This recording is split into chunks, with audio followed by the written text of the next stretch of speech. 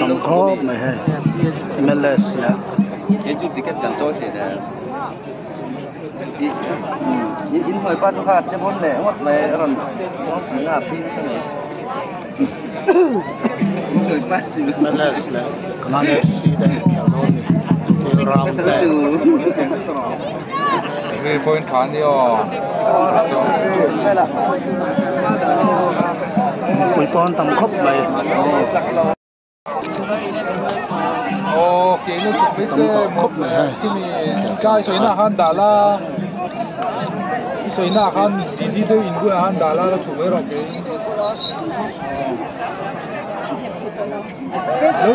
lâu chụp theo con nhà ấy